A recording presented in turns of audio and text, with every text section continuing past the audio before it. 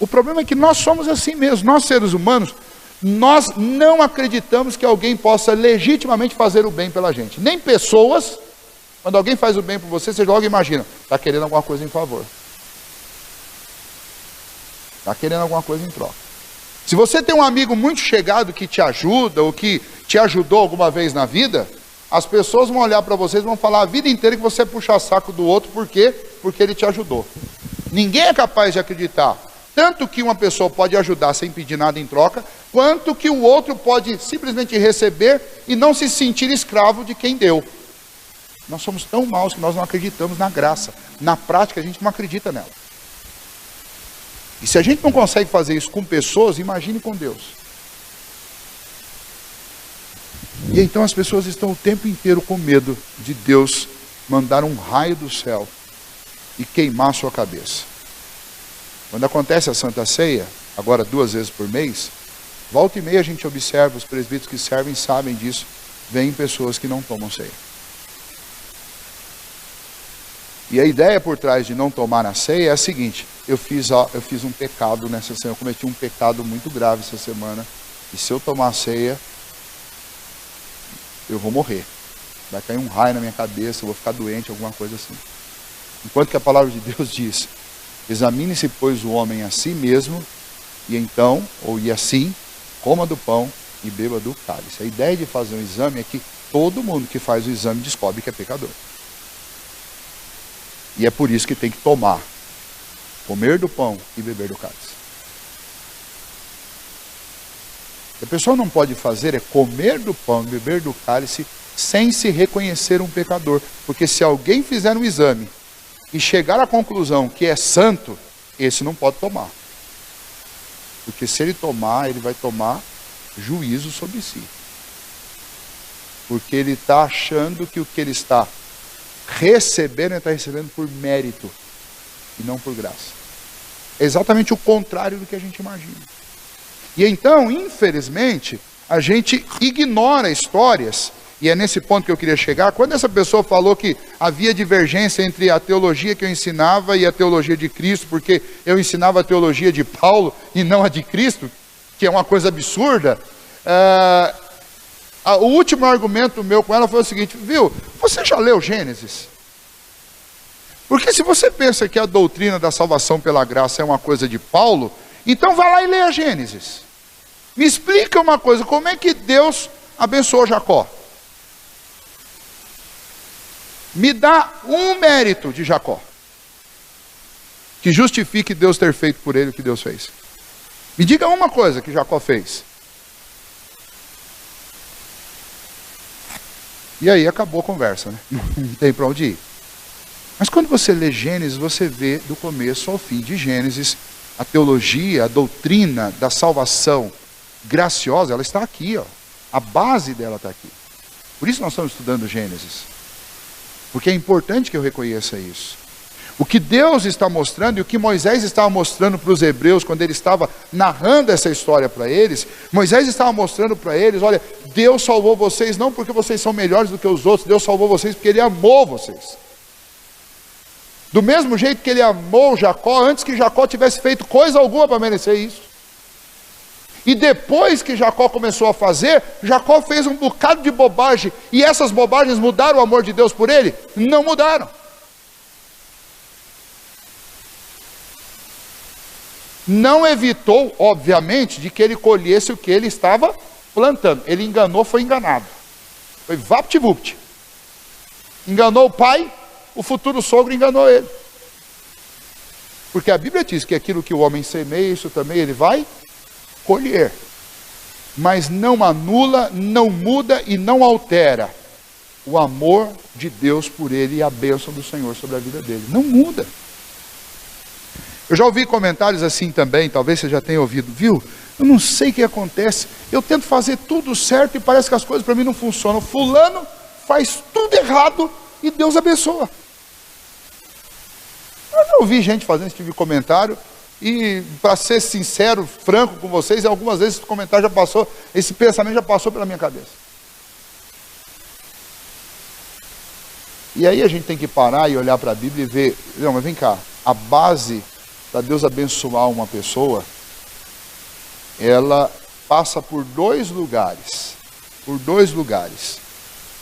incomuns. Primeiro é Deus ter te abençoado antes da fundação do mundo nas regiões celestes em Cristo Jesus. Você ser um eleito, Deus vai te abençoar. Porque a salvação é a maior de todas as bênçãos que uma pessoa pode receber. Mas junto com a salvação, Deus nos dá toda sorte de bênçãos espirituais. E Deus dá também bênçãos materiais. Na mesma medida para todos? Não. É óbvio que não. A Bíblia está cheia de provas disso. No Antigo Testamento você tem homens assim sendo abençoados com a riqueza. E parece que a maneira de Deus demonstrar que ele estava abençoando um homem era torná-lo riquíssimo. Mas no Novo Testamento Deus não faz isso. No Novo Testamento, os homens cheios do Espírito Santo de Deus são paupérrimos. O próprio Senhor Jesus não viveu uma vida de riqueza nem de luxo. Os apóstolos não viveram isso. A igreja primitiva não viveu isso. É o mesmo Deus. A bênção maior é esta que é a salvação. Essa bênção não tem preço. E nós recebemos essa bênção. A bênção das condições materiais vantajosas, boas ou escassas, isso daí passa pela vontade de Deus, pelo tempo de Deus. É o tempo que Deus quer fazer que o seu povo seja reconhecido por um povo rico, como foi no Antigo Testamento. Esse tempo passou, nós estamos vivendo uma outra realidade. Agora, como eu disse para vocês, passam por dois lugares. Existe um outro caminho. E o outro caminho é aquilo que a própria palavra de Deus diz, que é o caminho da obediência. E o caminho da obediência também é um caminho que torna as pessoas, como eu vou dizer, colhem coisas boas. Colhem coisas boas. O Antigo Testamento está cheio de declarações desse tipo. Se vocês me ouvirem, se vocês quiserem, vocês vão comer o melhor dessa terra. Isaías capítulo 1, versículos 18 a 20. Se vocês quiserem, se vocês me ouvirem, vocês vão experimentar o melhor dessa terra. Mas se vocês forem rebeldes, vocês vão morrer ao fio da espada. O que esses dois versículos estão dizendo? Eles estão dizendo o seguinte: se você me obedecer, eu vou soprar a seu favor. Se você me desobedecer, você vai nadar contra a correnteza. E isso tem a ver não só com as questões que são espirituais, íntimas e pessoais de cada um de nós, mas isso também tem a ver com a nossa vida material, com a profissão, com o trabalho. Se você vai para o Novo Testamento, você tem Tiago dizendo: cuidado vocês que dizem, amanhã vamos para tal cidade, vamos negociar, vamos fazer isso, vamos fazer aquilo e vamos ficar ricos.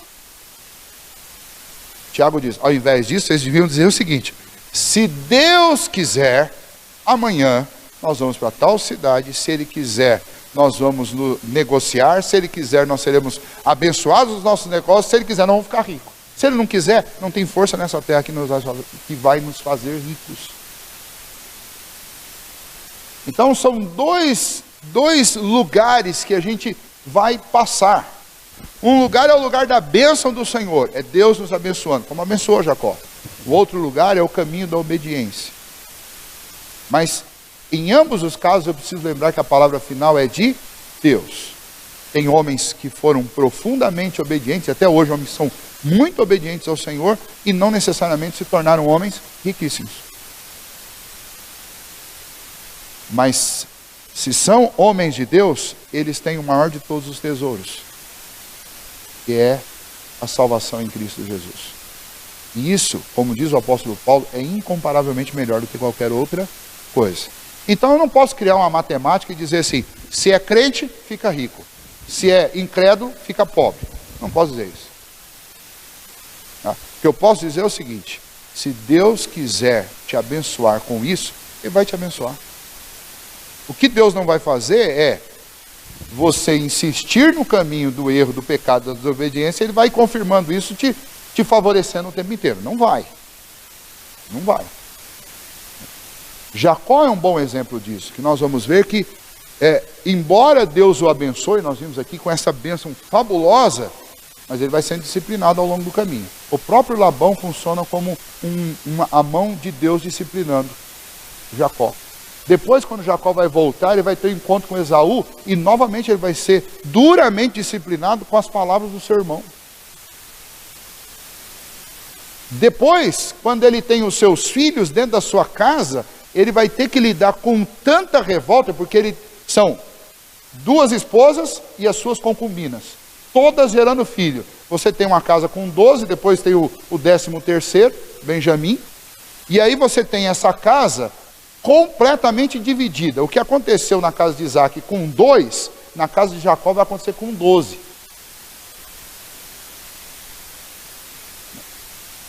Então, e Jacó vai aguentar esse negócio. É o salário do que ele plantou, é a colheita do que ele colocou. Então, a vida dele, pelo fato de Deus tê-lo abençoado, não é uma vida fácil. É uma vida muito difícil. E muitas dores ele vai ter que passar. Por quê? Porque o fato de Deus me abençoar não anula algumas leis naturais que Deus estabeleceu, como essa, de que aquilo que você semeia, você vai colher. E além disso, o fato de Deus me abençoar, me fazendo um filho dele, me traz para perto dele. Quanto mais perto de Deus eu chego, mais Deus vai cobrar. E mais Deus vai me disciplinar. Hebreus diz que Deus disciplina os seus filhos a quem ele ama. Do mesmo jeito que um pai disciplina o filho. Então, às vezes você pensa assim, olha, fulano faz tudo errado e parece que Deus só vai abençoando cada vez mais e nunca cobra dele. E eu me esforço e estou cada vez tomando uma varada mais forte. Pode agradecer a Deus, você tem uma bênção maior do que ele. Porque Deus está cuidando de você nos mínimos detalhes, está disciplinando cada uma coisinha da sua vida. Você é menina dos olhos de Deus. O outro que está lá fazendo bobagem, parece que está tudo funcionando a favor, calma. Calma, porque isso pode não ser um sinal de bênção. Tá? Então, a gente precisa, isso é muito delicado e a gente precisa ter um cuidado na hora de tirar conclusões sobre esses assuntos. O que o texto torna claro para nós é que Jacó não faz por merecer as bênçãos que ele recebe de Deus. Deus o abençoa por graça. E Deus se compromete em pelo menos 3 alianças com Jacó. As 3 alianças estão aí no texto que nós lemos. Versículo 15 diz: eis que estou contigo. Jacó estava deixando a terra prometida, que era a terra para onde Abraão veio, aonde Isaac viveu, e agora Jacó estava deixando para ir buscar uma esposa na casa de Labão e também para fugir de Esaú. O que Deus diz para ele? Mesmo que você deixe essa terra, você não vai ficar sozinho, porque eu vou com você. Olha que bacana.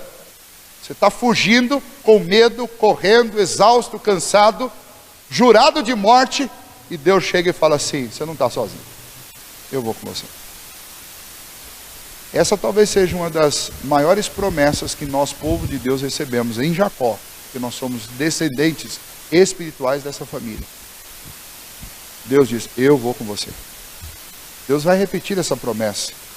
Quando o Senhor Jesus está se despedindo dos seus discípulos, ele diz: eis que estarei convosco todos os dias até a consumação dos séculos. Não importa por onde quer que Deus tenha escolhido para nos fazer peregrinar, o Senhor disse: eu estou contigo. Segunda promessa que ele faz, ainda aí: te guardarei por onde quer que você for. Não é apenas acompanhar, não é apenas a companhia de Deus, é a companhia de Deus e é a guarda de Deus. Deus disse para Jacó: Jacó, eu vou te guardar. Jacó está fazendo o que mesmo nesse texto? Ele está fugindo, com medo de ser morto. Aí aparece o próprio Deus e diz para ele: quem vai ser o seu guarda-costa, a sua retaguarda, sou eu vou te guardar. Tá bom? A gente vive nesse mundo preocupado com paz e segurança. Lá em 2 Tessalonicenses diz assim: quando andarem dizendo paz e segurança, eis que o Senhor virá como um ladrão da noite, quando ninguém estiver esperando. Uma das grandes necessidades dos homens é paz e segurança. A gente vive quase que obcecado por segurança.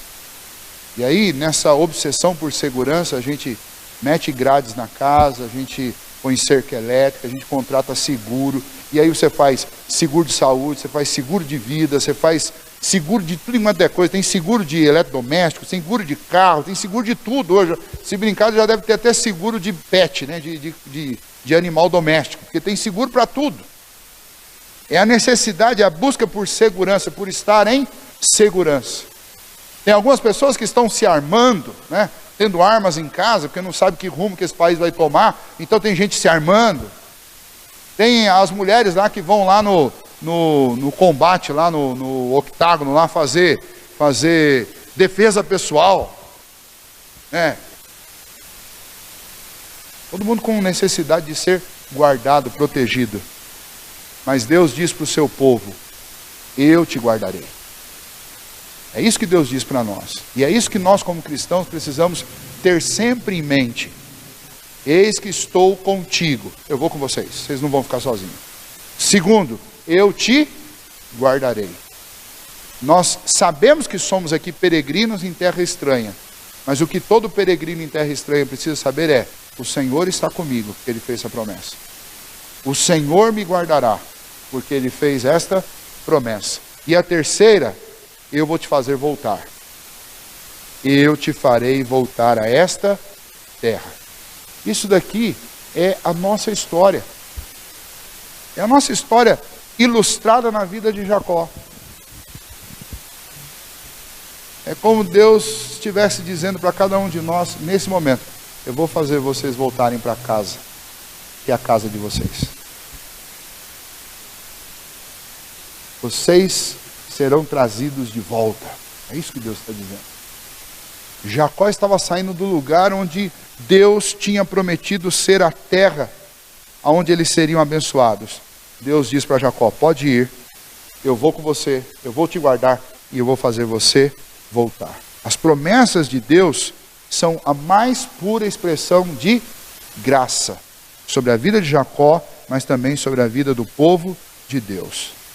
Jacó é digno de maldição, assim como cada um de nós somos dignos de maldição, mas Deus, ao invés disso, Ele faz promessas maravilhosas a Jacó e a nós também. Na verdade, o Senhor, nas palavras de Jacó, na verdade o Senhor está neste lugar. Ele deitou ali para descansar, mas aquele lugar não era apenas um lugar de descanso.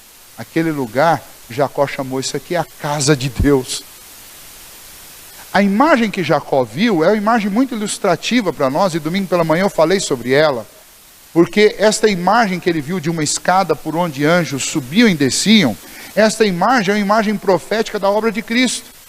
Quem é a ponte entre os homens e Deus? É Jesus Cristo.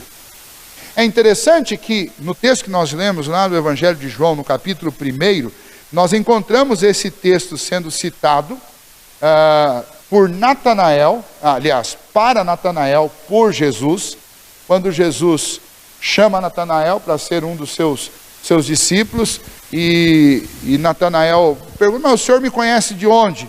E aí Jesus diz para ele assim, quando você estava embaixo da figueira, eu já te vi lá. E aí Natanael, por causa disso, disse, o Senhor é o rei de Israel. O Senhor é o verdadeiro Deus. E daí Jesus responde, olha, porque eu te disse que te vi debaixo da figueira, você creu?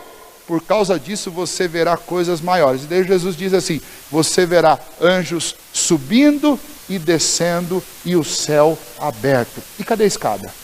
Por que Jesus não cita a escada quando ele faz a citação desse texto? Porque ele é a escada. É por meio dele que nós temos acesso a Deus. É por meio dele que os anjos do Senhor nos abençoam. É por meio dele que as nossas orações são levadas ao trono de Deus. E o que Deus mostrou para Jacó foi exatamente isso. Que Deus ia construir uma ponte entre pessoas, entre homens como Jacó e o próprio Deus. E no caso de Jacó especialmente, essa ponte seria um descendente de Jacó. Que essa é a grande promessa que Deus faz a Abraão. de uma descendência e de um descendente.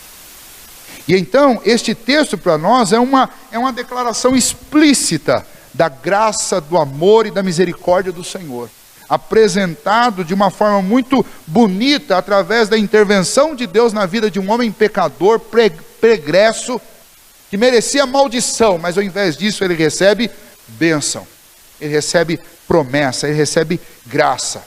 Então, o que esse texto nos ensina é que não importa em que condição que nós estamos, o Senhor Jesus, ele construiu, ele estabeleceu uma ponte entre o Deus Santo e nós, homens pecadores. Este Deus se apresenta a nós como um Deus gracioso que diz: eu estarei com vocês todos os dias. Não importa se nessa semana, ou nesse mês, ou nesse ano, você venha atravessar um vale, você tenha talvez que enfrentar uma fuga, uma grande crise na sua vida. A promessa do Senhor e o nosso Senhor continua o mesmo, e Ele continua dizendo para o seu Israel, para o seu povo: eu estarei com vocês. Ele continua dizendo: eu é que guardarei vocês. Ele continua dizendo: eu é que vou fazer com que vocês voltem para casa. E quem mais pode dizer isso senão o próprio Senhor Jesus? Ele é o caminho. Ele não disse: eu sou o caminho, a verdade e a vida, e ninguém volta para casa, ninguém vem ao Pai se não for por mim. Jesus disse para Jacó, que Jacó viu foi o Senhor, o Deus da aliança, o Cristo, o Messias. E o que o Messias disse para ele: eu vou fazer você voltar para casa. E é o mesmo que Jesus diz para cada um de nós: eu farei com que vocês voltem para a casa do Pai. E aí interessante, né, o final da história, que nós vamos continuar lá em agosto. O final da história é que termina aquela noite com aquela visão. No outro dia ele diz: esse lugar aqui é a casa de Deus. E ele levanta uma coluna de pedras, derrama azeite sobre aquele lugar e diz: este lugar passará a se chamar Betel, casa de Deus. E aí ele diz assim: se realmente eu for guardado, né, ninguém me matar, eu ficar rico, quando ele fala, se eu realmente tiver o que comer e tiver o que vestir, e voltar para este lugar, então esse será o meu Deus. E aí você vê o quanto nós somos pecadores e o quanto nós somos maus. Um Deus que podia julgá-lo e amaldiçoá-lo, aparece para ele e o abençoa. E como é que o nosso Jacó reage? Bom, vamos esperar para ver, né? Se ele realmente fizer isso, ele vai ser o meu Deus.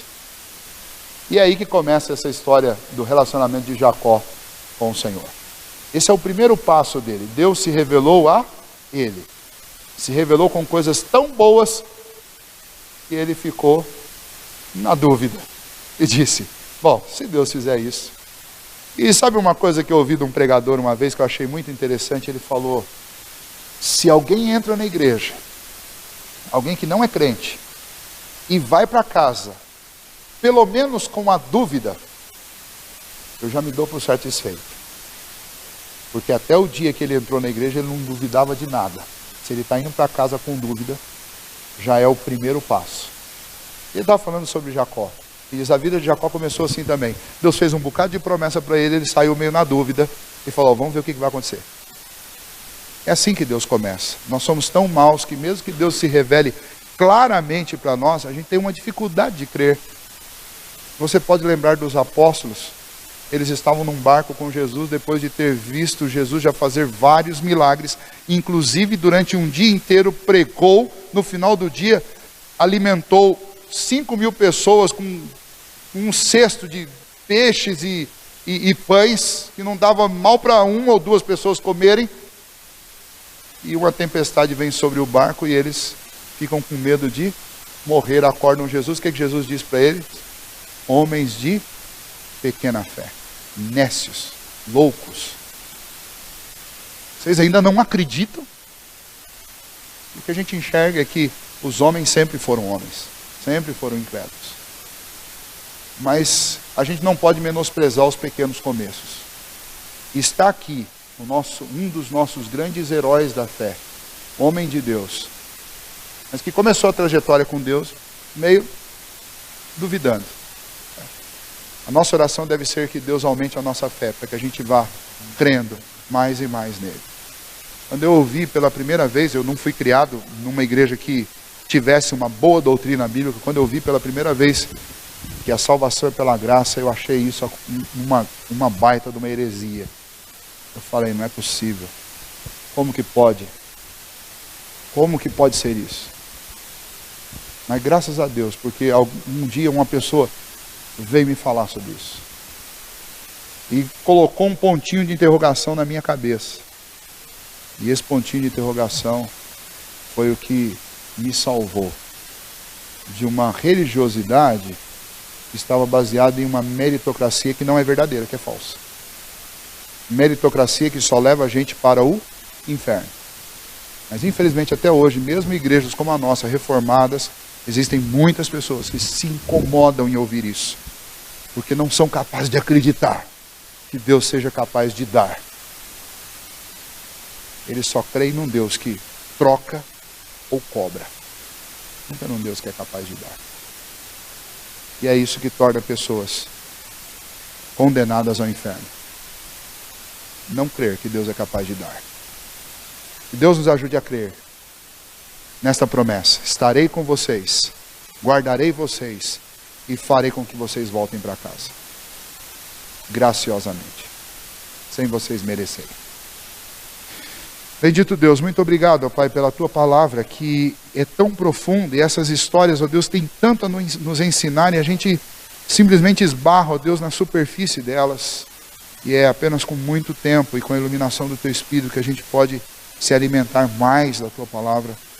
Mas nós Te louvamos, ó Deus, porque esses exemplos, como o exemplo da vida de Jacó e de como o Senhor agiu na vida dele, são tão claros para nos mostrar, ó Deus, a grandiosidade do amor do Senhor, a manifestação da Tua graça sobre a vida de homens pecadores como Jacó e como nós.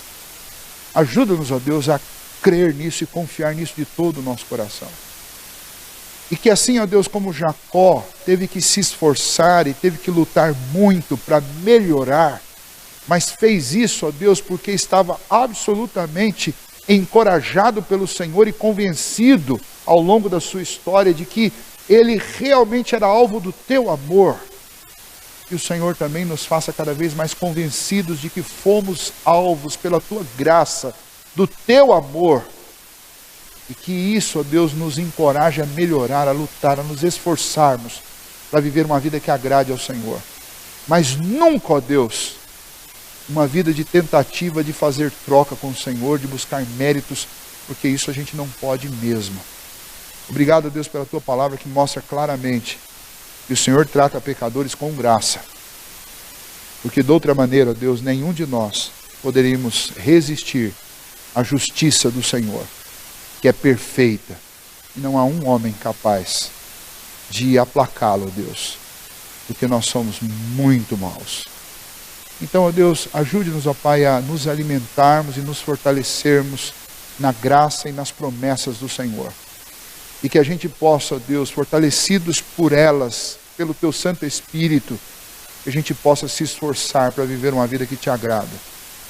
E que a gente possa levar este Evangelho da graça, este Evangelho salvador, para aqueles, ó Deus, que estão ainda perdidos, seja na religiosidade, seja, ó Deus, na incredulidade total, mas que estão perdidos, ó Deus, por não conhecerem um Deus amoroso, como Jacó conheceu, e como o Senhor nos tem revelado através da Tua palavra. Que o Senhor nos ajude, ó Deus, a sermos porta-vozes deste Deus cheio de graça e cheio de misericórdia que o Senhor é. Obrigado pela Tua palavra nesta noite. Pedimos que o Senhor nos ajude a guardá-la em nosso coração e a andarmos, ó Deus, todos os dias confiados na companhia do Senhor, na segurança que o Senhor nos dá, nos guardando e na certeza de que o Senhor nos fará entrar nas mansões celestes, porque o Senhor é quem tem poder para isso. Nós não, mas o Senhor nos fará voltar para o nosso verdadeiro lar, que é na presença do Senhor. Obrigado por estas promessas, ó Deus. Fica conosco no restante desta noite, em nome de Jesus. Amém. Deus abençoe.